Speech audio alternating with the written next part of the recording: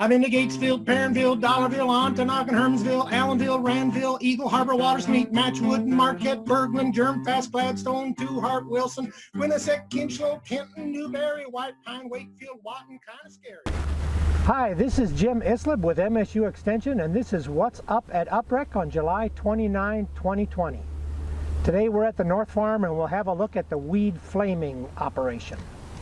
Hi, my name is Allison Stawara and we're here at the MSU North Farm. I'm the production coordinator here and we're talking about weed control in organic systems today, and more specifically I'll be demonstrating weed control via flame weeding, which is a pretty effective measure for pre-emergence weeds in seeded crops like beets, carrots, radishes, and other crops that are more sensitive to weed pressure when they're germinating. In organic systems, there really are no effective herbicides that can be used, so mechanical cultivation and other forms of weed control are the only real options that you have.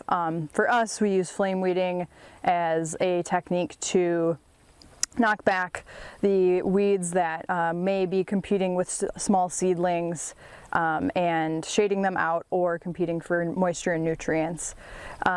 Flame weeding works best if, in this case for our beet and carrot fields, we shaped and tilled our beds about a week prior to planting, and during that time the beds without any crops in them were watered and let the weeds that were at the top of the soil germinate and begin to grow.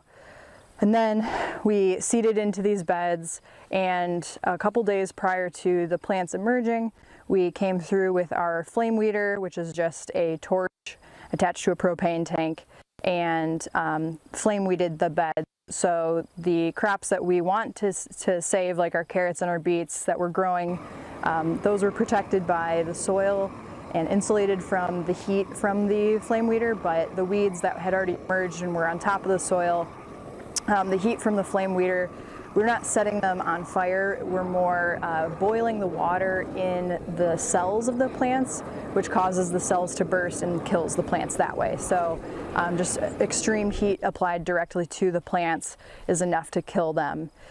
This technique is more effective with broadleaf weeds. Grasses like rhizome grasses like quackgrass can usually come back after being flame weeded, so it's important that you have your grass pressure under control if you're going to choose flame weeding as a technique. Otherwise, a lot of our weeds in this field are redroot pigweed and lamb's quarters, and those are really well controlled by flame weeding.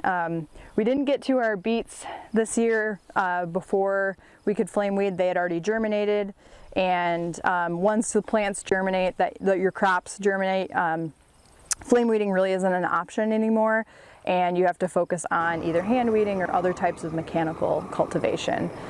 Today I'm going to be demonstrating our flame weeder on a bed of storage radishes that I planted yesterday. Storage radishes germinate pretty quickly, so I'll be flame weeding them today, and I'll probably see emergence tomorrow. So the seeds will be protected by the soil that they're buried underneath, but the small weeds that we have on top of the soil should get toasted pretty quickly. That's What's Up at Uprec. Hope to see you again next time.